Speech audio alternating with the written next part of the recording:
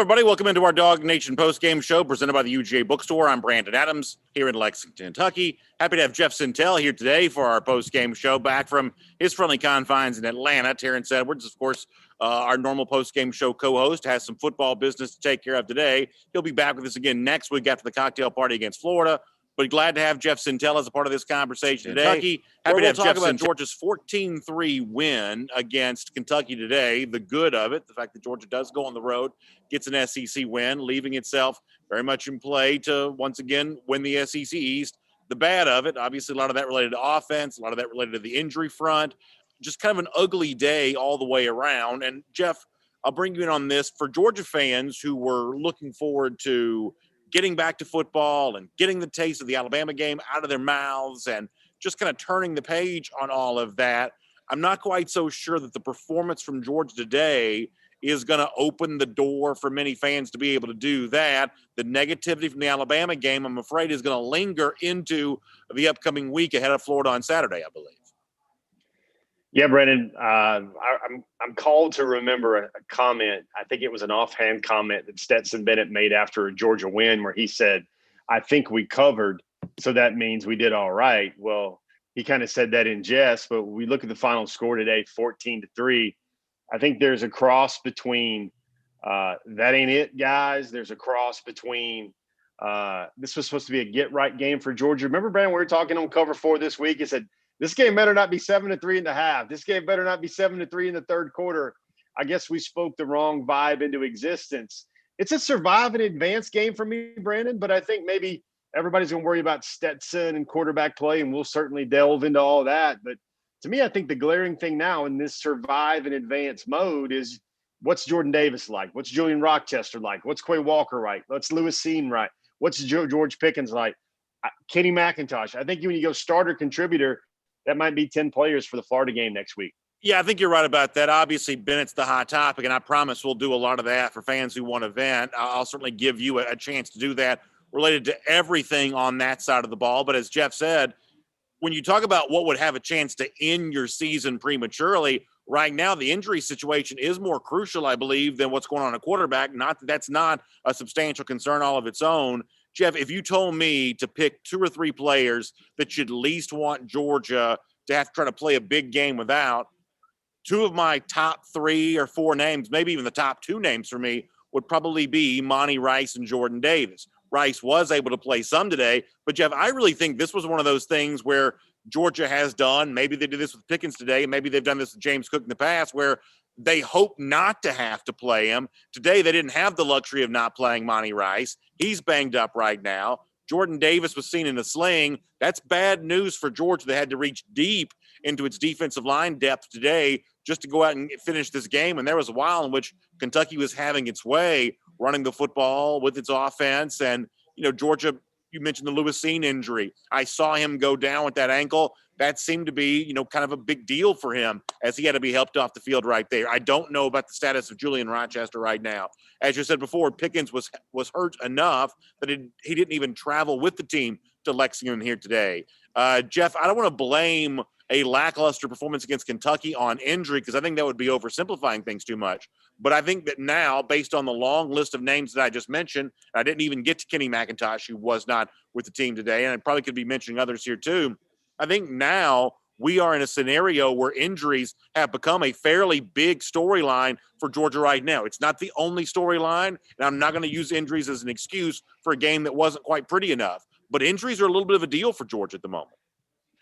Yeah, you think about this, definitely not a beauty pageant win, and you sit there and you go, okay, well, there's the glaring issue is Georgia have SEC East Division winner championship type play at the quarterback position. Valid points. I know everybody's stewing about that, but also you've got Georgia's defense giving up 230 yards today to Kentucky. You've got the way in which it happened.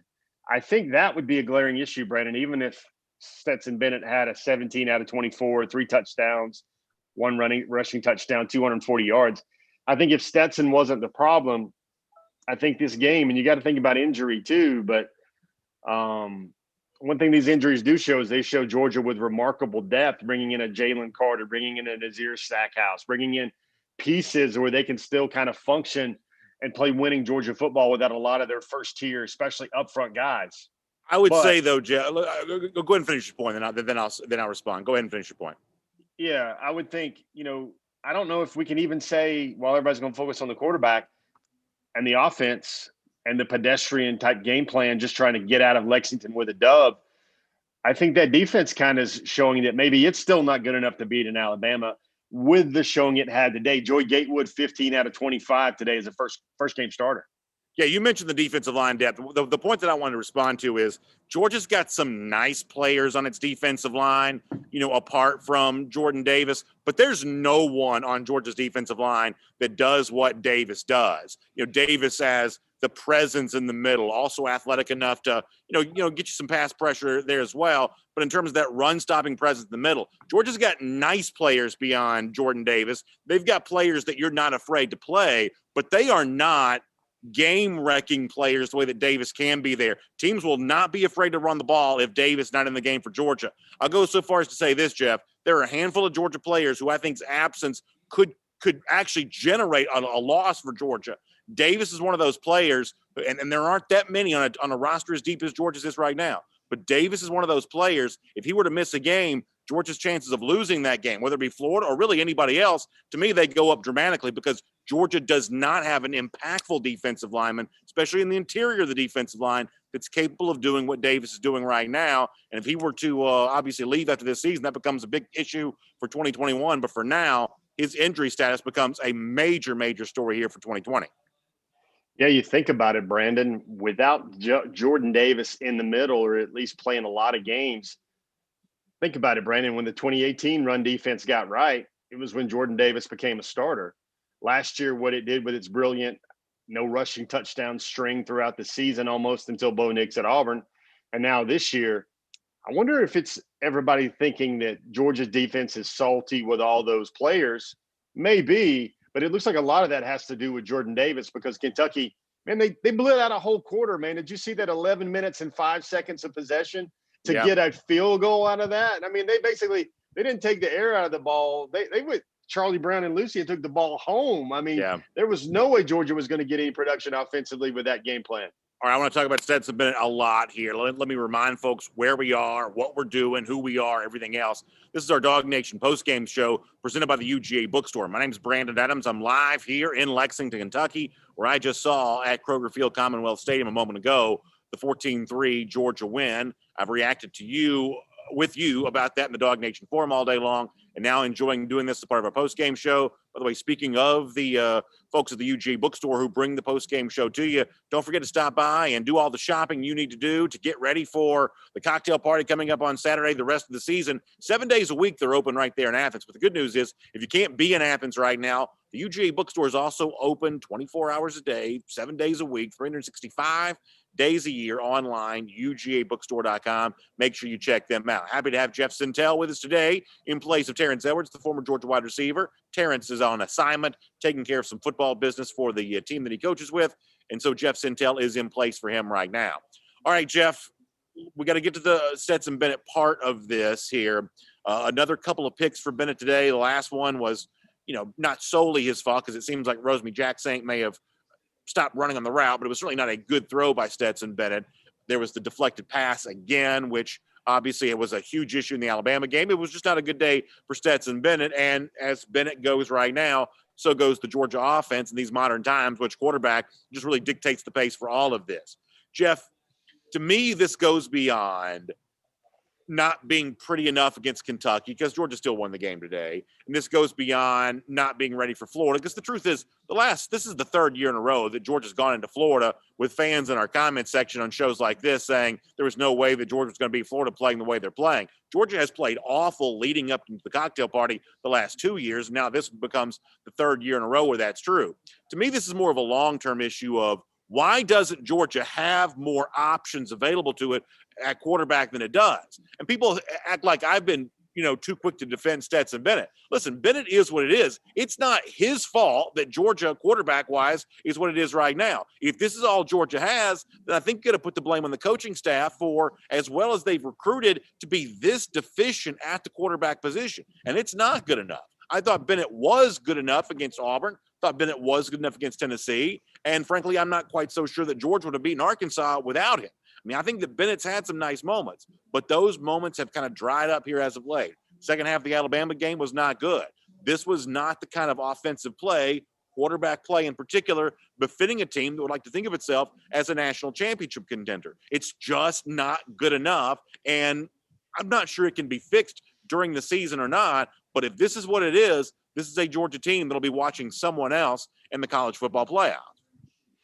Yeah, I think that, Brandon, you're right with a lot of that stuff. Where I think that maybe the defining narrative for most of this season was Stetson Bennett was going to be good enough to beat almost any team on the schedule, except for perhaps maybe a Florida and Alabama, of course. Brandon, let's call it what it is, man. Georgia kind of won this game in spite of the quarterback play today. 7 out of 13, 2 turnovers. I just saw that first play where he threw that lob pass out to, which was supposed to be a dedicated screen. I believe it was to Milton. That ball just didn't look comfortable. He aired the thing out. You look at him on a couple of throws. I think he was behind Jermaine Burton on another throw in there. They're just not getting that championship level quarterback play, or even top 5, top 10 level quarterback play. I want to take you to one thing today, which is what maybe that huge diehard dog, Kirby Smart, Disney dog apologist might have been saying. They looked at that Boston College game today with Clemson and they go, wow, see what happens when you take that veteran presence out of quarterback? You get yourself in upset city, somebody that hadn't been there before, a new guy. Clemson just took the lead. That sounds good until you look at what DJ Ungale has done so far.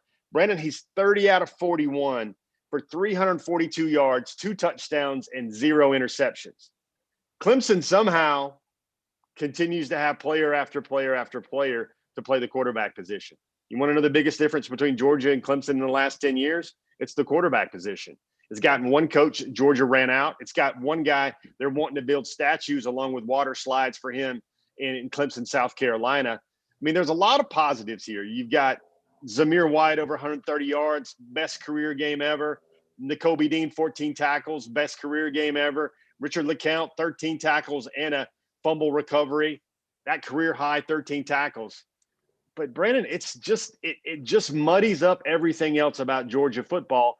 The dysfunction at quarterback and the dysfunction on offense. Man, I don't care if George Pickens wasn't there today. George Pickens hasn't been there a lot of days this year so far for Georgia. It's just dysfunction, and I know Georgia people are getting tired of it. Fred F. says, what about the beautiful throw to Darnell Washington? That was a nice moment. It was good to see Washington get involved in the game here. P. Rich says, we have a staff full of great recruiters, but subpar coaches. This is on YouTube, by the way. He says, Kirby coach is scared about 2 or 3 games a year every season. I mean, the one thing I will agree with P. Rich on, Jeff, is that when you have a very conservative game plan, even against a team like Kentucky that you don't think is dynamic enough to beat you, when you're that conservative, you've just now lowered the margin for error for what ought to be a blowout win and given it a chance to be more, closer than it should be, just simply on the basis of you're limiting your moments to make big plays. When you're supposed to be 2 touchdowns better than Kentucky, but you're just, grinding it out a few rushing yards at a time, all of a sudden you give them the chance to do one drive of their own. And suddenly this game at the half feels much closer than it should. And there is some extra tension going into the second half of this game. I agree with P. Rich on this, Jeff. In other words, that when Georgia doesn't come out and play every game aggressively, including Kentucky, you just open the door for these games to be closer than they should be. And I'm not talking about style points and beauty contests or anything like that. I'm saying that when you don't come out pedal to the metal in a game like this, you do increase your chances of losing. I mean, I think the word, Brandon, do you agree with the word right now? Stubborn, whatever it is. You and I were in the Dog Nation forum watching and kind of interacting with a lot of Georgia people watching this game. You didn't need to have your black belt in game film and X's and O's and an ace set, 2 tights, spread, air raid offense to know that the quarterback position is just not functioning well right now for Georgia. And it is the difference in everything that is attainable for Georgia for the rest of this year. Brendan, it seemed like to me with Kentucky's game plan in the second half, they were playing just not to get anybody hurt. They were trying to bleed clock. They had no interest in trying to get more than 15 yards down the field. And it was with Georgia barely touching the ball. They were just happy to get out of Lexington, not getting better, but just surviving and advancing. this is kind of not the NCAA tournament where you can keep progressing and just getting by and moving forward. When you have a position where it's about time for Georgia to, everybody keeps wondering, why not Dwan Mathis? Why not Carson Beck? Why not, JT Daniels? What's the issue there with his knee and everything else like that? I mean, people are just wanting to see something else, Brandon, even if it's piddling football, in order to know what else is out there. Well, I'll speak about JT Daniels here for a minute, then I want to take a bunch of comments, give a lot of folks a chance to weigh in on this topic, because obviously that's what people want to do here today. In pregame warmups, when Stetson Bennett was working with the center, he was working with Trey Hill, which obviously signifies that Bennett would appear to be the number one. When Dwan Mathis was working with the center in some of his pregame warmups, he was working with Warren Erickson. Now, Erickson eventually, played some right guard for Georgia today when Ben Cleveland got hurt, or what I think may have been a Cleveland injury. But Erickson is also kind of your number two center. JT Daniels was doing some pregame warm-up work with Cedric Von Braun, who you'd kind of view as Georgia's number three center. So you take that to believe that based on what you saw in pregame warmups, JT Daniels is still no better than the number three quarterback. And that also kind of confirms some of the online chatter that's been going on there eventually anyway. So if you want to get into the quarterback change, and Jeff, I'll bring you in on the conversation that's been going on Dog Nation Daily for a while. A lot of fans think I've been way too slow to call for a quarterback change. And I made a deal with the audience in a comment section, much like the one we're reading from right now, that if Bennett had deflected balls, if Bennett had interceptions, if Bennett didn't have a big day statistically, then I'd be fine with talking about whatever quarterback change that folks wanted to make. And I'll be a man of my word on that. I'm not one of these guys that's, hopelessly married to sticking with Stetson Bennett no matter what. I mean, today opens the door, I would say, for any kind of conversation that you want to be able to take place there. But based on my own eyewitness account from having been at Kroger Field here today, unless Kirby Smart is just sandbagging this whole thing, it's not going to be JT Daniels. He was still working in pregame with what to me appeared to be as the number three quarterback. So him as the guy riding in on the white horse, that just does not seem like it's going to happen. And how did he move? I think a lot of people want to take advantage of your perspective and maybe the camera in your brain.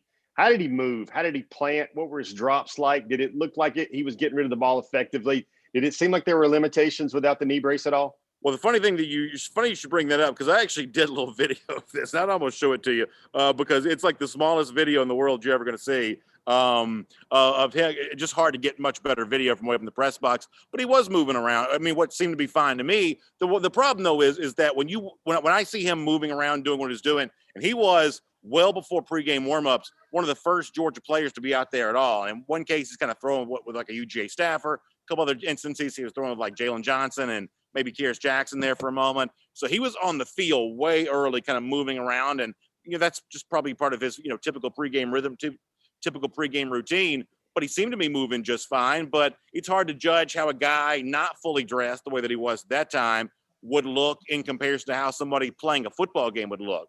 But he was not certainly hobbling around. There was no visible sign that he was injured. He was not wearing any kind of brace at all. I was told by a number of people that when he participated in the scrimmage, the third and final scrimmage that some donors got a chance to see, that he was wearing a compression sleeve there that day. What I saw with my eyes today, he was not wearing that, but there's no indication that he's anywhere above number three on the depth chart there at the moment. So if you're talking about quarterback change, I think for now, unless all of this is just some weird, stubborn form of subterfuge on the part of Kirby Smart, it is not JT Daniels to kind of ride in and be the savior here, at least based on what I saw today. Yeah, Brandon, when you were watching him pregame, you got a chance to see him. You didn't see a tag on the back of his jersey that says, "Do not pull off until the Florida game," right? You didn't see anything like that? I did not see that. No, he was not wearing there was no glass around him, break glass in case of emergency. That didn't seem to be the case. And I know that, Cole Kubelik and a lot of the SEC guys were kind of, Cole is the only guy from the SEC network broadcast team today that was actually at the stadium. And so he kind of took a picture of Daniels and kind of made a big deal about that. And some folks were kind of laughing, oh, he does exist, whatever else. I mean, the fact of the matter is he's existed the entire time. Kirby Smart has just, it's just not really been a situation yet where he's ready to play for Georgia. And I don't know when it's going to be, but I have to assume it's not going to be Florida either, unless all of this is just a game that Kirby's been playing, which I guess I wouldn't put it past him necessarily, but it still seems relatively unlikely, which means, and I want you to comment on this, Jeff, because you know both these guys as recruits, which means that you're then looking to go back to Dwan Mathis again. I'd be fine to take a look at that. people mention the idea of Carson Beck, but it's very different to be Carson Beck, with all due respect, who is, like a top 300 prospect compared to DJ Uiagalelei from Clemson, who's like, 5-star all the way around. Those are just different caliber of prospects in terms of the guys who step on the field and have, great success right away. Yeah, but I think the thing there is, Brendan, it's just the way these programs are designed to feature the quarterback and to showcase what a quarterback can do. They got DJ Uiagalelei. He's throwing 42 balls. I don't know if Stetson Bennett is going to throw 42 balls in the Kentucky, the Florida, and then the Mississippi State going forward. I mean, it's just everybody's going to say, oh, run game, Zamir looks great. It's just a specter hanging over this program now where everybody's going to look at that quarterback position, and it feels like something that's deteriorating, not getting better. It's always it's the most magnified position in the game. And somehow Clemson can get a guy ready to throw the ball 42 times, 30 out of 42. That's over 75% completions, the way their offense and everything is designed. Sure, I know Kirby Smart doesn't want to risk wins on the road in the SEC, very tough, hard-fought games, but somehow I keep coming back to it, man. This ain't it, Chief. That just ain't it at the quarterback spot. Let me do a few comments, I should say quotes here from Kirby Smart. First of all, Smart saying in the post-game press conference, it was probably a costly game in terms of guys being dinged up. It was a physical war. That was what we feared off the top here. These injuries that Georgia sustained today, those could be significant stories heading into Florida on Saturday. Kirby Smart said he never thought about changing quarterbacks today. Stetson Bennett saying that I thought we played well except for me. He says, I didn't think I played horrible, but those two passes, mentioning the interceptions. But, Jeff, for me, it goes beyond the interceptions. It's not what Bennett, did in terms of the interceptions. To me, it's more so what he didn't do in terms of being able to sustain more of a life-giving passing attack for Georgia. You want to have less injuries in a physical war that Kirby Smart describes it? Throw over top of a defense a few times, all of a sudden the game's a lot less physical because you're not in there having to sort of fight and scratch and claw for everything you can get along the line of scrimmage. There's a way to make these games a little less physical so that you're less, susceptible to injury by just attacking the passing game more. First 20 plays of this game, there were 18 runs for Georgia, 2 passes. It's not just 2 interceptions for Stetson Bennett. I'll be glad to say this. It's the fact that Georgia can't utilize what the rest of the top flight programs in college football are using their advantage right now, which is an explosive passing attack, which makes a team like Kentucky quit before the game even reaches halftime. Yeah, and I think Georgia was always one score away from getting out of that game plan. And I don't know, maybe if the personnel just don't start falling, then Kentucky doesn't have that 11-minute chunk of the game that they take and put in their back pocket. But, you look what Georgia had to do today. I want to make sure everybody gets this on the broadcast. They start Trey Blunt again today, Brandon. When the last time Trey Blunt started a game? Go back 2017, I guess, right? Didn't he? Yes, and he hadn't had much playing time at all. And then you got Marcus Rosemy-Jacksaint getting a start as well. I just don't think like Darnell Washington shouldn't just be a guy you throw to on a play action pass in the third quarter. We've had one flicker against Arkansas. We've had one flicker against Tennessee and maybe one flicker against Kentucky. Now you can add in some blocks against Auburn as well, but every team is out without and devoid of weapons right now. It just seems like Georgia's not using enough of theirs. But we've been around and around about this, Jeff, over the years, though. I love Darnell Washington. He's an amazing athlete. But he's not a Rick Gilbert. Rick Gilbert was the guy who was the focal point of his high school offense at a very high level, and the guy that could be a focal point of a college offense as a freshman. Rick Gilbert looked at the Georgia offense and didn't want any part of it. Now, by the time their careers are done, Darnell may be just as good a player as Rick Gilbert is. But a Rick Gilbert is an elite freshman offensive weapon, and elite freshman offensive weapons, the guys who can step in and be great right away, we've got a little bit of a track record. Those guys want to avoid Georgia right now, and that's part of what Georgia's supposed to be playing to do this year is to the guy that's the finished project, or I should say finished product, the guy that can help you immediately. Georgia's trying to make itself as an offense more attractive to those guys. But for the most part, those guys are choosing to go other places. It's wide receivers going to Ohio State. It's a Rick Gilbert going to LSU. It's quarterbacks going everywhere but Georgia. I mean, there's a little bit of a branding issue that Georgia's trying to correct with its offense. And games like today don't move it in that direction. Well, certainly Georgia has to be very content to know it's got a 5-star in Brock Vandegrift, who lives in nearby Bogart, Georgia, that is made up his mind that he wants to be a Bulldog, even when Lincoln Riley was telling him he could have been the trigger man for his offense. Brendan, you made a point. I think it's still true today. Brendan, who's looking at this offense right now and saying, I want to be a part of it, except for maybe a 5-star quarterback? Yeah, no, that's exactly. I mean, listen, I don't mean to be a Debbie Downer here, but they better be glad that Brock Vandegrift's from Athens, okay? Because I mean, Vandegrift told you, Jeff. I mean, it was the interview that you did with him a few months ago that when he decommitted from Oklahoma, he said it wasn't about football for him. That the best football decision would for him to be to stay at Oklahoma. That was from an interview that you did with him. But he wanted to be closer to home, and he could help resurrect the Georgia program eventually. You just hope if you're a Georgia fan, it's not a wait till 2021 to get a 5-star quarterback to kind of get this train moving again, because the Georgia program as it is ought to be better than that. And listen, I don't want to make today worse than it is. The truth is, I still think Georgia's going to beat Florida next Saturday.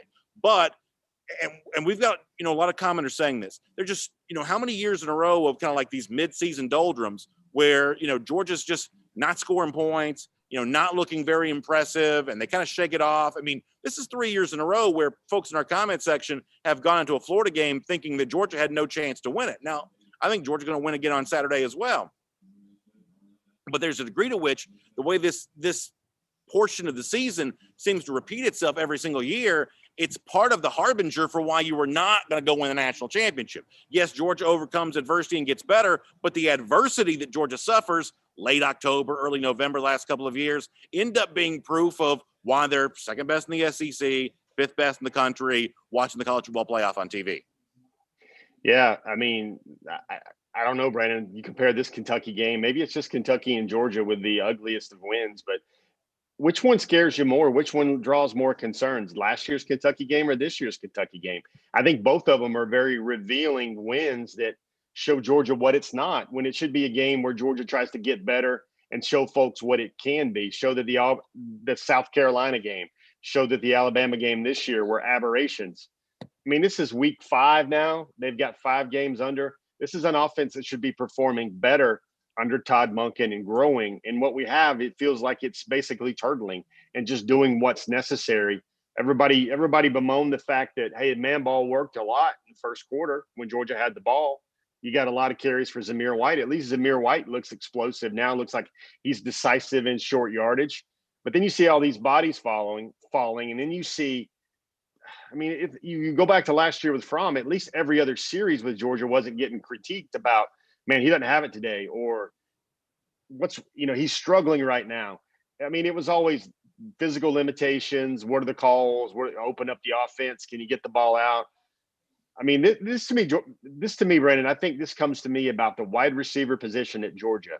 It's just not there. And some of that's going to cause your quarterback to look bad. When Dominic Blaylock went down, to me looked like the only receiver outside of Kyrus Jackson that you could really feel comfortable in, and knowing hands were there, ball skills were there, and he would run the play and be in the right place at the right time according to scheme. Even though he was a freshman, it seems like Georgia at the wide receiver position. I mean, look at it, Brandon. You didn't even get Kyrus Jackson today.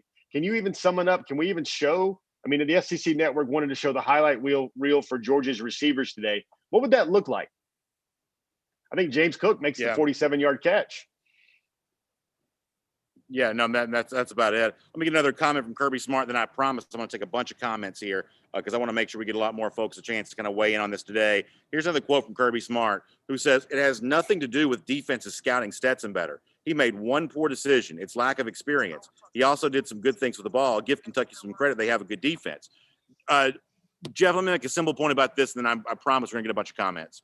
This is exactly what I said on the show a few days ago on Dog Nation Daily, that there's a little bit of a sea change going on right now where, you break it, you buy it. I think a lot of Georgia fans have decided that Kirby Smart owns this offense one way or another. Todd Monken's been brought in. The Monken impact is still, yet to be determined, things like that. But there's a little bit of a fatigue on the part of Georgia fans for Smart continuing to kind of, go into kind of a coach speak bunker and not give more candid thoughts about what's really going on with his offense, with his quarterback, and kind of what the realistic expectations are to get better, and the honest evaluation of where things are right now. Smart remains an incredibly popular coach with UGA fans, but this particular aspect of him where he looks at one thing and tells you the sky is green when you can obviously see it's blue, this particular aspect of Smart's personality is wearing thin on Georgia fans at the moment. Do you see the same thing? Yeah, I think that's the thing. I mean, everybody wants to explore and see what else Georgia has. I think his post-game comments, he's had to answer the question a couple of times, Brandon, by his tonality and the way he answered these questions definitively. There was no consideration of a quarterback change this week. It doesn't even look like he's opening the door. Brandon, did you see that part maybe in the third quarter where they cut away to Dwan Mathis? And Dwan Mathis looked like he might as well been in a Nike ad, taking pictures for maybe the Georgia graphics account for later on for a big game down the road. But he didn't even seem like he was involved in the game. He was connected. He was warming up, getting ready to go in. Everybody keeps saying this, and it sounds scary for people to think about it. This looks like, man, it's Stetson Bennett's team. And I agree with that point you made. It's not Stetson Bennett's fault that he's not walking on water and putting up the best quarterback numbers in the SEC. He is doing all he can to salvage the quarterback position for Georgia this year. Without a healthy JT Daniels, with Jamin Newman out of the box, this has almost been an entire fall of doing as best you can and just trying to win every week. All right, it's the Dog Nation postgame show. I'm live in Lexington. Jeff's back in Georgia. We're brought to you by the UGA Bookstore. Check them out online, UGAbookstore.com. 7 days a week, you can shop in Athens. 365 days a year, 24 hours a day. You can shop online at UGAbookstore.com, whether it's the Vineyard Vines, the Tommy Bahama, the 47 brand, the Nike Coaches gear, the only place you can get the UGA 10 line from Peter Millar. It's all available at the UGA Bookstore. And if you can't get to Athens to shop in person, shop online at UGAbookstore.com. Jeff, before we get comments, sounds like you've got something else you want to say. Yeah, this is not major recruiting news, I would say, because most folks in the know, including myself, wasn't thinking this was going to happen. But Brandon, Amari Daniels basically just committed to Texas A&M a couple of minutes ago. Amari Daniels, Texas A&M, Georgia was in the final two. I don't know whether if Amari was watching this performance today in Texas. I think he was already determined that he was going to be saying gig him for his career. But that's a name that Georgia wasn't really high on the priority list, but that's a name that had Georgia. Would they have accepted his commitment today? I don't think he was kind of. I think Georgia wants to play the long game with Donovan Edwards, which they're not even sure they can get to take a visit right now because of coronavirus. But let's just be honest about Donovan Edwards. Yeah. I mean, yeah, but Donovan has said he's told a couple of sites and a couple of published reports that he's got to find a way to go take in a Georgia game before he makes his decision, and that means showing up, isolated visit, buying a ticket, just getting the chance to go to a Georgia game. He said that he wants to take in a Georgia game before he makes his decision. All right, we have not taken nearly enough comments. I want to do a lot. I'm going to try to do this kind of rapid fire style. Easy Brown on the subject of JT Daniels. He says, I'm ready to give JT Daniels. Basically, he's ready to see JT Daniels. Jeff, short and succinct for me. Kirby Smart didn't Stetson Bennett no favors by announcing that Daniels was cleared and then not being more specific about his condition or his situation. I think the way in which Smart has talked about Daniels has actually put undue pressure on Stetson Bennett. Do you agree? I think it's obviously, Brendan, he's not ready to play. So why announce that he was cleared and everything else? Why bring him even on these games, man? I think it only exasperates the problem. I think people want to keep picking at that scab and wondering what else was in the other boxes underneath the tree at Christmas time. They just don't know, and they just want to see more than what they're getting out of the quarterback position.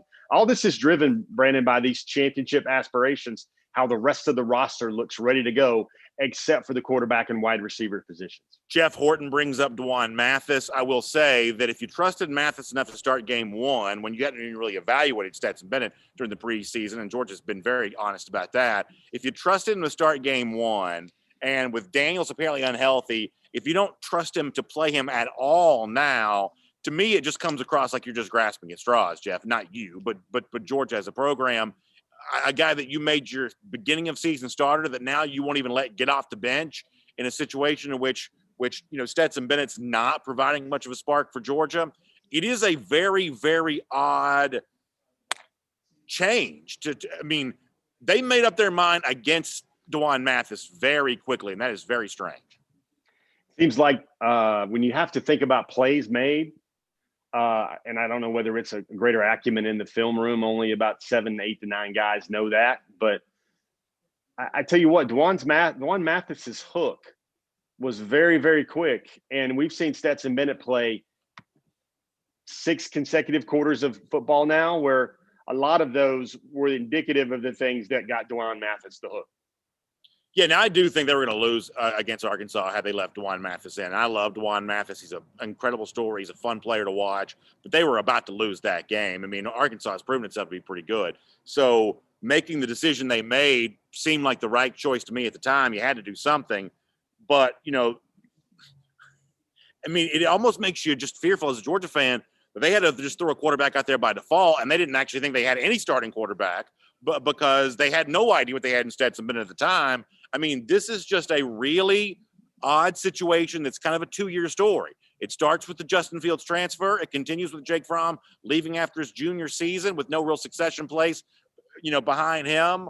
Whatever went on with Jamie Newman, and we'll probably never know the full story on that. But that's 3 quarterbacks that left in very inauspicious circumstances. And the end result of that is what's just kind of a haphazard mess for Georgia at the quarterback spot, where they're just drawing names out of a hat, it seems like, whether it be week 1 starter compared to what's happened after the fact. There just seems to be a real concerning lack of certainty here. Makes me wonder, Brandon. Obviously, you can tell by the game plan that Georgia thought it could handle Kentucky and just kind of dispatch them in a bunch of different ways.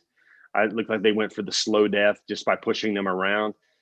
Why don't you give Dwan Mathis some of that action, handing the ball off? You weren't asking Stetson to do a whole lot. There wasn't any checks. There wasn't any, shifts in protection, counting the box, shifting to one side or the other. To me, you just want to wonder, why could Dwan Mathis could have done a lot of that stuff too. And against Kentucky, with Kentucky really not trying to play to win, I think you have a margin for error with Dwan Mathis as well. At least put him in there and see how much he's progressed over the last few weeks of practice. Steve Shafini brings up Todd Monken, or at least alludes to Todd Monken, about what the role that he plays in all of this is. And Jeff, I have to say, I don't know. I really haven't had a problem with the Monken play calling. Today was just kind of a kind of a gross game all the way around. I don't know that Monken's DNA is on the failure today necessarily, but I mean, I have to say now I'm left kind of not really being all that sure, because I thought the results, even against 10 SEC opponents, would be better than they've been. I can't really point to all that many instances where I think the play calling, let Georgia down. I think it's actually probably been pretty good. I would say it's clearly better than it was a year ago, but the offense itself is not very good right now. And I don't know how much Monken shoulders the blame for that. He just got here. There was no spring practice. There's a very strange situation at quarterback that he really, only partially was even a part of. I don't really know what to say about Monken right now. How about this, Brandon? How does Georgia beat Florida next week? Doing the same thing? I think the way they beat Florida's weak. Florida's weak on its lines of scrimmage. Florida's a team that you can push around. So a little bit of play action on third down, pushing them around the line of scrimmage. That's what Georgia did last year, and that's what they'll probably do this year. Florida is not in the category of Clemson, Alabama, and Ohio State, teams like that. They're not in that category, and Georgia better be dadgum thankful that they're not, because if they were, Georgia wouldn't be able to beat them. But as long as Florida continues to be weak on defense, as long as Florida continues to be meager when it comes to its running game, then Georgia can kind of go in there and do what it wants to do, and it'll probably be just enough to win. I mean, that's what it is that as Georgia will take advantage of, even with its injuries, where it's strong and where Florida's weak. I think you answered the question exactly the way I hoped you would, Brandon. I think the plan will look a lot like today's plan, just enough to win, just enough to push you around, play conservative, and just be better, because you've got better personnel across both fronts. Brandon, but address Steve's point, though, right quick, on what you've seen from Todd Monken, though. I think it's clever. I think a lot of the formations are unique. I think how they're trying to get Kendall Milton involved in the game. They're trying to squeeze and get some more James Cook into the game this year. I think the plan and the calls look pretty good. It seems like Georgia's even getting past some of those old short yardage issues. We saw Ben Cleveland lead the game in the second half and Warren Erickson come back in on the offensive line. I think the offensive play, the plays themselves aren't really the issue. I think it's personnel, wide receiver, quarterback. I mean, everybody has to make an apology again for Stetson it is a great story. Stetson is a great story. I think he's performing as well as he can. Brandon, before we came on our show, Cole Kubelik had an interview with Stetson Bennett at Kroger Field right before everybody went into the tunnels and did their post-game interviews. And Cole asked him a question about the tip balls, anything he can do better. What can he do better to do that? And Stetson kind of brought up his playing experience and said, well, it's never really been a problem before, never really experienced that before. He kind of looks off a little bit and he's like, well, it obviously is now. It's something we've got to get corrected. Brandon, I feel for the kid. It's a great story, great family. But I think the problem now is he's doing it in the SEC where these edge rushers are so much different. He talked about footwork. He talked about finding more open windows. The one thing you did not need to see this week out of Stetson Bennett were some interceptions, and especially a tip ball that led to another interception. Anthony Spano says, answer this, please, Brandon. If you could beat Kentucky running the ball, does it actually matter who's at quarterback? Certainly a fair question. What I would say, though, the deficiencies of Georgia offensively made this game today more losable than otherwise would have been. And all of this, I mean, listen, Georgia's going to go through a bunch of wins. I mean, they're going to beat Florida, I believe, this upcoming Saturday. And then after that, it's a bunch of wins after that. But parallel to that, it's what do you ever hope to be able to do when you face an elite team again, if you're lucky enough to play one in the SEC championship or something like that. And what Georgia put on display today is not that version of football. And frankly, it wasn't even you want to go back and watch a run-first version of Georgia dominate Kentucky? Go back and rewatch the 2018 game, where against a much better Kentucky team than this haphazard mess, Georgia came out here in Lexington and throttled Kentucky that day running the football. This was not that. This is not the run-first version of Georgia that actually makes people want to quit the game and go home and Georgia plays too rough. This wasn't that. This was run first to do just barely enough to win, but to also allow Kentucky to hang around all day long to the point they're still calling timeouts late in the fourth quarter, things like that. Georgia did not, the thing that ESPN always talks about, the game control, Georgia's game control today was lousy. I think that point, Brandon, one of the viewers brought up, I think it didn't matter who the quarterback was going to be today. I think if you're reading some of the post-game comments that are showing up on DawgNation.com right now and that are being tweeted out socially, even Stetson even pointed at his performance as maybe the big issue today. He said he thought his unit played well except for his own play as a reason why maybe the offense wasn't functioning. I mean, you also, man, the way this game was going, I thought Georgia would score at least 1-2 more times. That depth, that pounding, that chopping wood, they'd eventually break Kentucky's will after a not very pretty first half. And Brandon, think of this. A lot of the style points you've seen so far in the Georgia 2020 season has been from one explosive half or one explosive quarter. Alabama, Tennessee, Auburn, Arkansas, every one of them had some great half of play where Georgia kind of toys and teases the fan base. They didn't have a great two series of play so far today. Bearded Dog says, BA, what the hell are you talking about? We're not beating Florida. Dog Nation should fire you for fake news. I'm telling you, this stuff is all on the internet. You can go back and watch the post-game show after the LSU game in 2018, which was Georgia's last game before played Florida that year. Post-game show after the Kentucky game last year, which was Georgia's last game before it played Florida in 2019.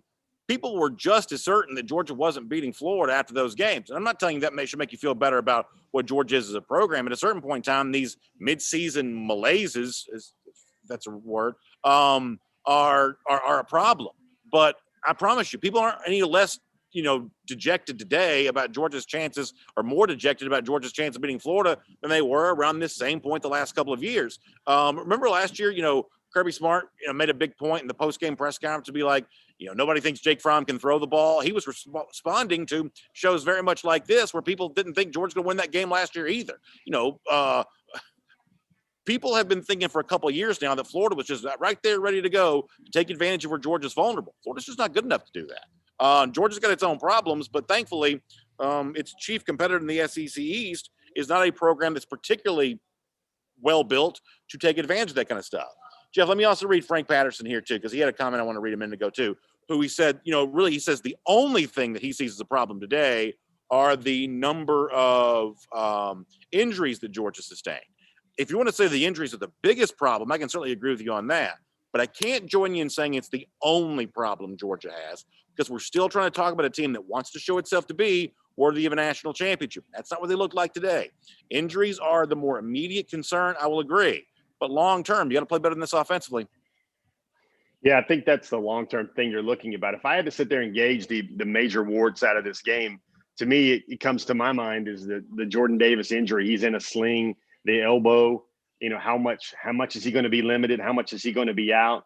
I think that's the main thing. Brandon, somehow this team losing all those players still only gives up 3 points, and Kentucky never really threatens them a lot, never really challenges them a lot. You have to go kind of into the box score a little bit to find out that Gatewood was 15 out of 25 for about 90 yards, and then never trying to push the ball downfield at all. And then you see that they have, over 220 yards total offense when they only managed 150 or so last week against Mizzou. That's something to think about right now. But for me, I would probably rank the offensive ills just below. Can you get Monty back? Can you get Scene back? Can you get Julian Rochester back? And can you get Jordan Davis back? Because if that's the script Georgia's going to play with, and I think we're both in agreement that Georgia's going to probably play the same way to kind of win all these ball games, maybe to get back to Atlanta and Alabama again. If you're going to play that script, you better have all those hosses back on defense. All right, it's our Dog Nation post-game show. We're presented by the UGA bookstore. Let's kind of spin towards something a little bit more positive here for a moment. How about the play of Zamir White today? He goes over 120 yards rushing, has a 22-yard touchdown. We'll honor that play in a moment. But first, just on the day for Zamir himself, this is a guy who, faced some criticism a little bit after the Tennessee game for not having a, particularly strong game. Come to find out, he may have been a little bit banged up there. He had some moments against Alabama, but Georgia just didn't run the ball very much against Alabama, so we didn't see everything that he brought to the table. But I think Zamir really cast a vote for himself today as still a major part of this UGA running game. And I understand why people want to see Kendall Milton.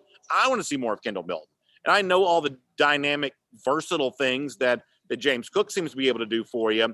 But Zamir White continues to be, I believe, a valuable weapon for the Georgia offense. I've been saying that this season, and I thought White made the case for himself today. It was nice to see some good, hard yards for Zamir. That's a player that you can lean on. When your offense is struggling, a guy like that who can tote it for you and get tough yards, you're glad to have him. Georgia's deep at running back, and they need every one of them right now.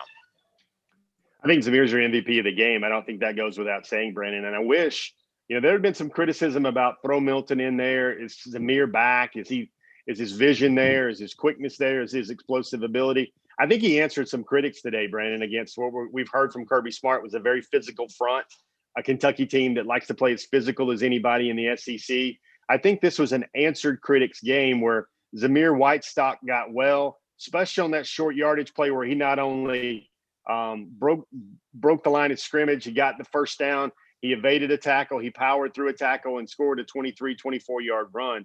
I think that was the type of performance that Georgia fans would hope to see other elements of that offense grow, get better, and get past some criticism in much the same manner. You know what else it's good enough to be? It's good enough to be our Marco's Pizza moment of the game, the 22-yard score that White has that kind of ended any chance of a true threat from Kentucky and a pretty big explosive run from him. It's our Marco's Pizza moment of the game. Happy to award that play from Zamir White for that. And happy to remind you that if you're getting ready for football this weekend, whether it be Saturdays, Sundays, or if you got a bunch of kids hanging out for Halloween right now, Marco's Pizza is a great choice. It's great tasting pizza. It's America's most beloved pizza because it's real authentic pizza made the Italian way. It also comes at a great price as well. Go to the Marco's app or marcos.com and read and learn about all the great savings you get there and check out some Marco's Pizza here this weekend. Congratulations to Zamir White. His 22-yard touchdown stands out as our Marco's Pizza moment of the game. All right, I want to look around at a lot of stuff for Georgia. What's upcoming, what's happening tonight in college football. Jeff, before that, though, you mentioned Amari Daniels committing to Texas A&M. There's also other big recruiting news for Georgia out there. Tyron Ingham-Dawkins commits to Georgia yesterday evening. Sunday, you're taking a look at Dayon Bowie, the 2022 impressive athlete who's getting ready to make his announcement. Kind of give me a little bit of a snapshot on the TID commitment last night, the look ahead to Bowie tomorrow. Just kind of give me a little bit of that recruiting stuff since we got you here on a part of our Dog Nation postgame show presented by the UGA bookstore here today. Yeah, so Amari Daniels wasn't really expected to choose Georgia. He was just had Georgia as his final two.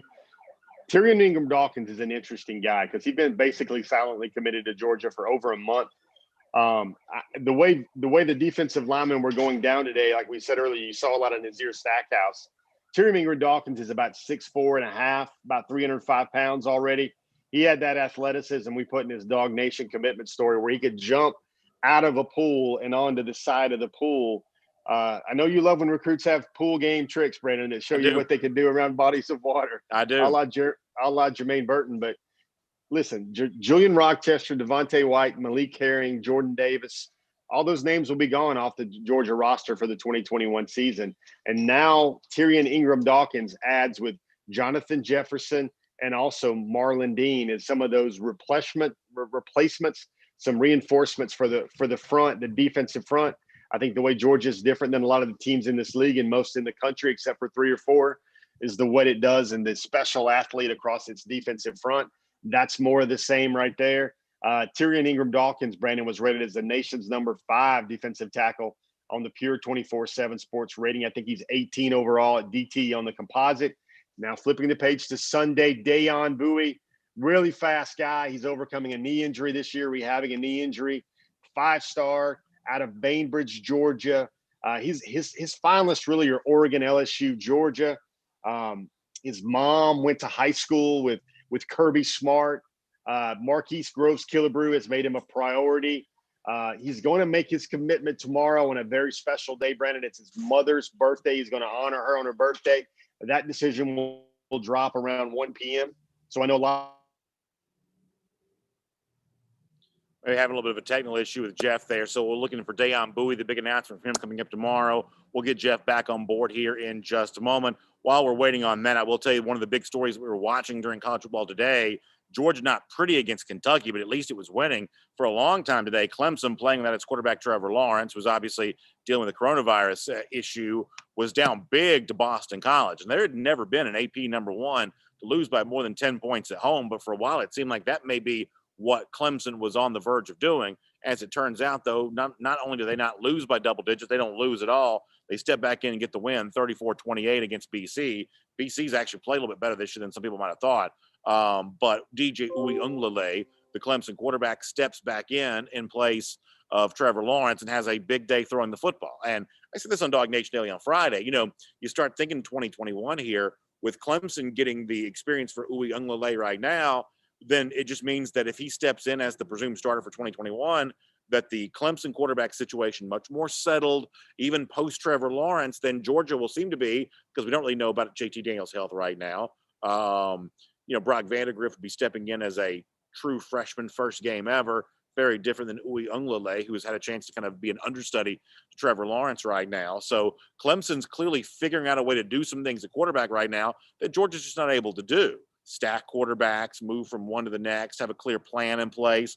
Kirby Smart famously once said the plan is there is no plan when it comes to Georgia quarterback situation. And shortly after that, Justin Fields transferred out of the program. Jake Fromm left after his junior season, and Georgia is where it is. Those words from Smart now hang as a yoke around his neck as Georgia tries to join the rest of college football, at least at the elite level, in terms of being a high-powered, explosive offense. So we'll get Jeff Sintel here in just a moment. I'll remind you, it's our Dog Nation post-game show presented by the UGA Bookstore. Please don't forget, UGA Bookstore, a great place to stop by, shop, and take a look at everything that's going on, whether it be the Nike coaches gear, the Vineyard Vines, the Tommy Bahama, the Peter Millar, the UGA 10 line from Peter Millar.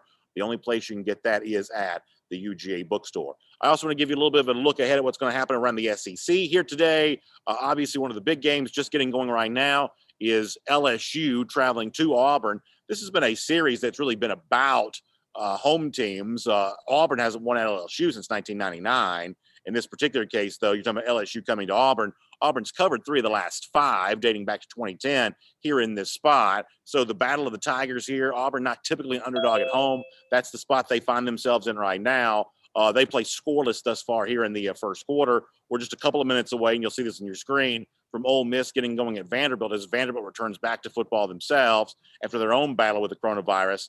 Then later on this evening, Alabama hosts Mississippi State. A lot of controversy in Starkville this week with running back Kylan Hill seemingly leaving the program. Other players seem destined to follow. A little frustration starting to grow there with Mike Leach there in Starkville. Fun game between Arkansas and Texas A&M. A brief respite from the normal neutral site game at Jerry World in Dallas. This game will be in College Station tonight, and announcements have been made that the game will Jerry Jones, of course, being a former Arkansas letterman and the owner of the Cowboys. This game reverts back to Jerry World next year. So a rare home game for Texas A&M in this series tonight. And then Florida hosts Missouri. And the story here is, as Zach Alberverdi, our former colleague and friend of ours here at Dog Nation, has reported, Florida still set to be missing a number of players from its defensive secondary today against Missouri. So Florida just getting back to the practice field on Monday after a 2-week layoff, looking much the same way that Georgia hoped to be able to show better offense today. Florida, the reverse image negative of that, hopes to be able to show better defense. But Jeff, it sounds like they're going to be down some bodies as they try to do that. Yeah, it's almost like like you said, they're polar opposites. If you could put the Florida offense together with the Georgia defense, then that would be the team that would win the national title. Except with maybe Florida might need a little bit more run game, than they have. But, this has been a day you look at things weird, Brandon. You see how Boston College was not able to take down Clemson. Clemson was able to hold on to the win and retain its probably spot in the rankings. Brandon, I don't know if you mentioned it earlier, but did you see Mel Tucker, former Georgia defensive coordinator Mel Tucker, taking down Michigan as well? Quite a performance there from Michigan State today. And Tucker did not inherit much when he took that job. So that's quite a performance. And maybe the precursor to this was Minnesota, the team that Michigan beat last week, not looking particularly good against Maryland last night. All of a sudden, I think some folks were kind of rethinking what they may have thought about Michigan on the basis of having beaten Minnesota when it appeared last night like Minnesota might not be very good. So, yeah, very nice win for Mel Tucker, who was a little bit the laughingstock of college football last week because they had lost to Greg Schiano and Rutgers and gave the Scarlet Knights their first Big Ten win. Gosh, it seems like forever.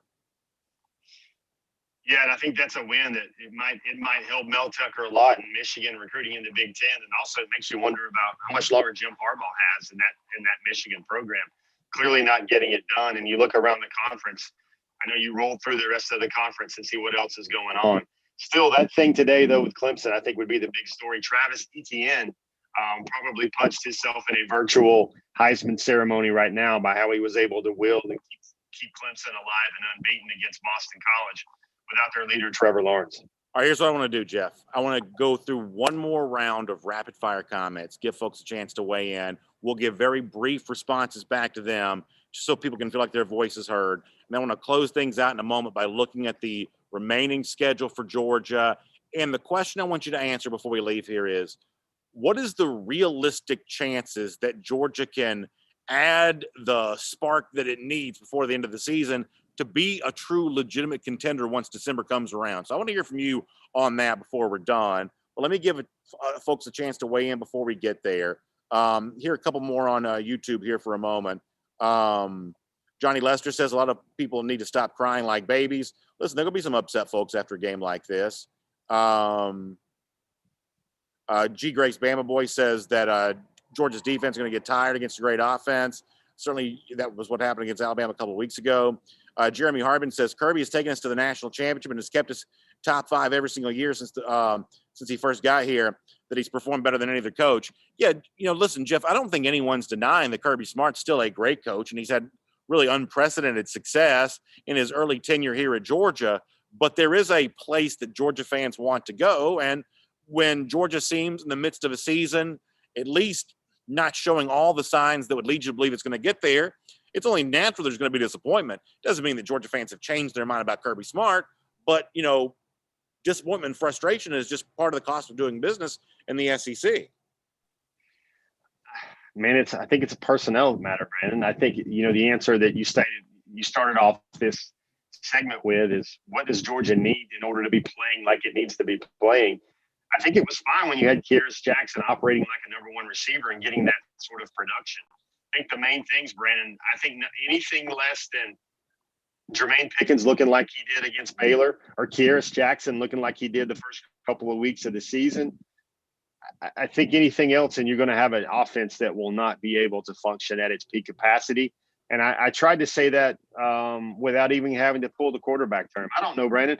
Is this the point where you get like JT Daniels in that knee gets a lot better over 3 or 4 weeks, and this is the quarterback everybody needed him to be in September? He becomes the quarterback everybody needed him to be in mid-November? I certainly don't think so. My expectations for Daniels would be very tempered after coming off an injury, because if he's been too hurt to play, he's also been too hurt to practice at the level that you need to truly practice at. I think that his development as a quarterback has almost certainly been hampered because of this, which is not to say that he can't be very good again or very good eventually. I don't know. We've seen very good from him yet in a college uniform, but JT Daniels, I mean, part of his issue is being as injured as he's been. He hasn't been able to practice as much as you probably would want him to be able to do. Let me read Christopher Wilkerson here, who I think's comment is pretty well indicative of what a lot of people think right now. He says, Dwan Mathis throws one pick and is pulled out quick. Bennett throws a pick after pick and after pick and only seems to make and he holds on to the job no matter what. And, you know, Jeff, it's a trite statement to tell people, well, you just got to trust the coaches in a situation like that.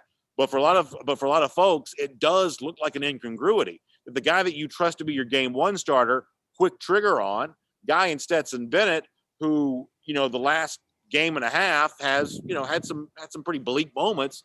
All of a sudden, it seems like the leash is a lot longer for. The Georgia coaches have information we don't have, but I think that that Christopher's comment here represents a lot of Georgia fans who say, well, why are these two guys being treated so different? Yeah, the only thing I can explain is that he's been in the Georgia program and there's a comfort feeling there a little bit more where Stetson Bennett has at least played some by now and gotten him in and out of the right plays. But yeah, Brandon, I want to say this. The biggest mystery to me so far of 2020, and there's a lot of ways I could go. I want to know what Dwan Mathis ever did to earn the job, because they're not giving him the chance to fulfill that. Oh, yeah. I mean, we'll never know what that stretch of time was like, you know, after the Jamie Newman opt out, ahead of the announcement of Dwan Mathis as a starter. What I do know is this, you know, Kirby Smart did no favors for anybody for acting like JT Daniels would work with the number ones during those practices. I mean, that is so obviously not true in retrospect. And for the fact that Smart would, you know, come and say that in press conferences, in retrospect, anything along those lines of trying to orchestrate some phony quarterback competition was just fake. You know, Newman left. Who knows why he did?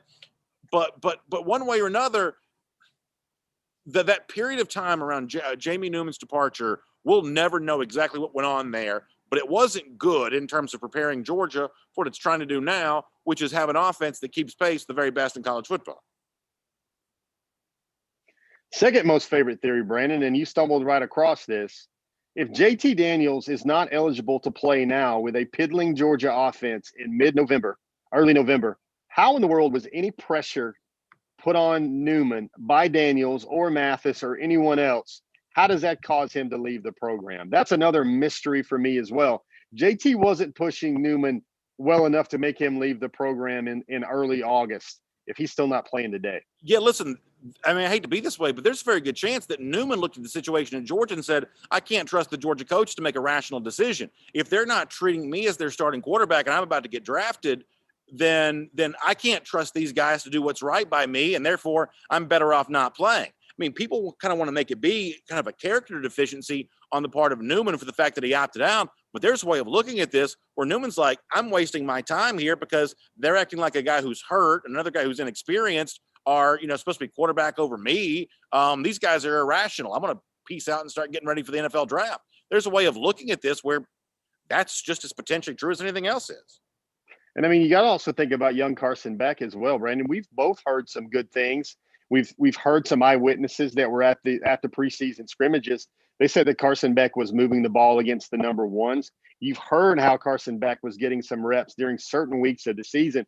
Brandon, he's back on the bus this week and back on the plane this week to go up, and he's at Kroger Field now in Lexington.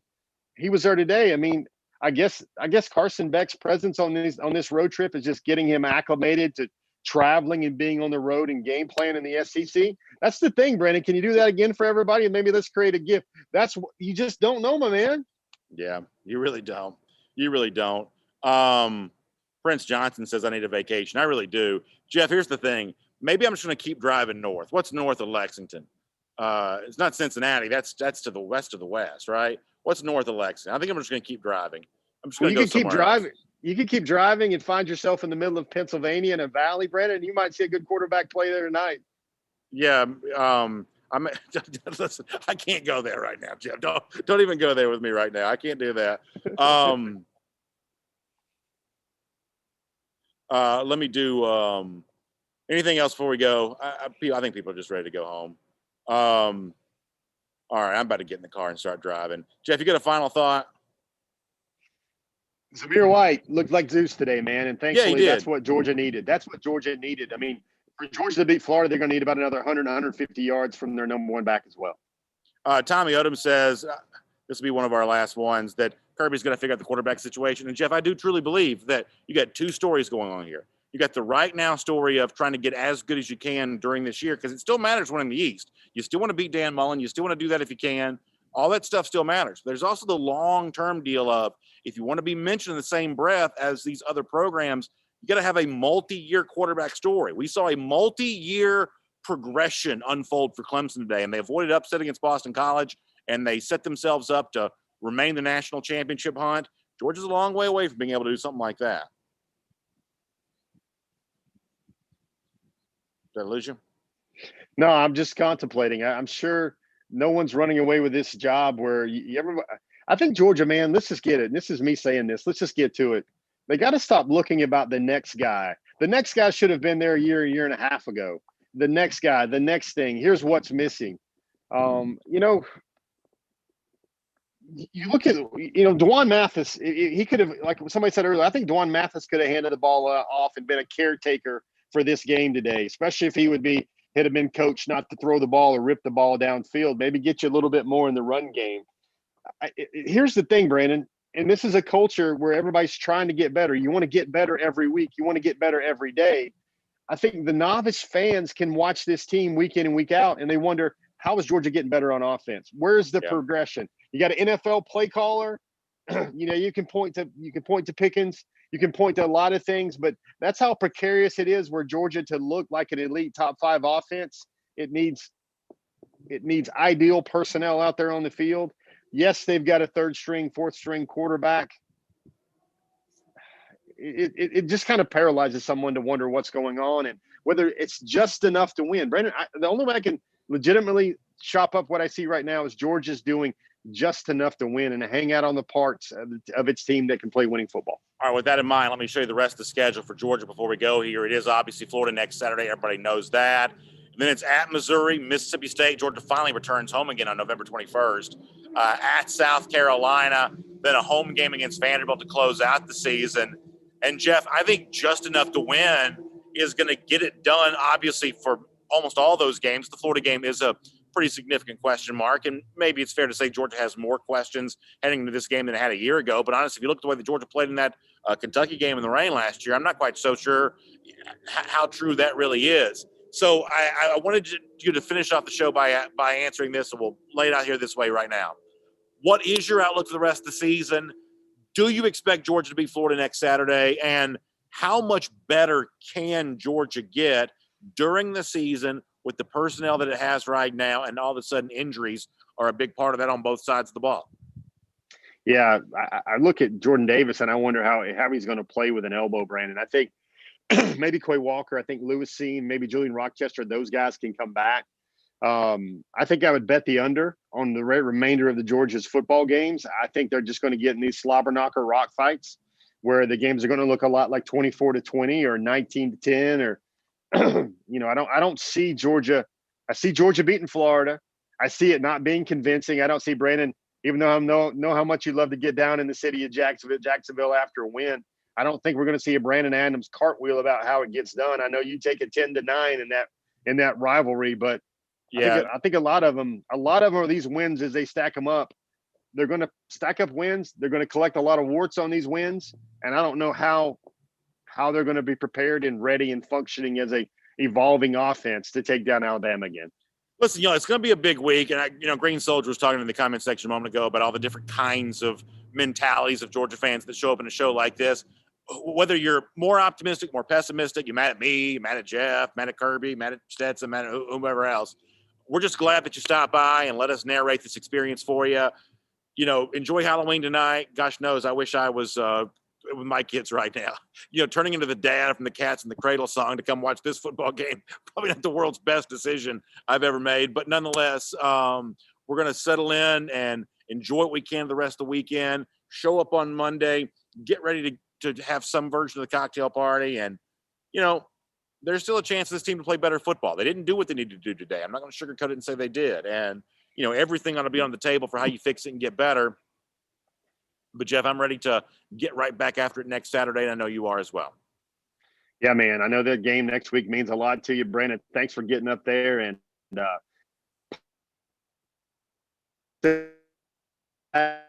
JT Daniels wasn't a hologram, and celebrating Georgia moving to 4-1 and first place in the SEC East. All right, Jeff, good stuff to you. Huge thanks to the UGA Bookstore for making the Dog Nation post-game show possible. Thank you so much for your support. And, folks, make sure you check them out, UGAbookstore.com, for a whole lot more on that. They'll get you covered Nike coaches gear, the Vineyard Vines, the Tommy Bahama. The only place you can get the Peter Millar UGA 10 line of apparel. It's all at the UGA Bookstore. Great sponsors of ours, taking great care of us and getting you stocked up and dressed right as you head towards the rest of this football season. You'll have a great weekend. Thanks for being here for our Dog Nation post-game show. I'll see you Monday for Dog Nation Daily. Jeff, of course, have plenty of stuff for you at dognation.com. Have a good weekend. Georgia wins 14-3. A lot of work left to be done, and we'll cover all of the search for improvement as it happens in the days ahead. Talk to you soon, everybody.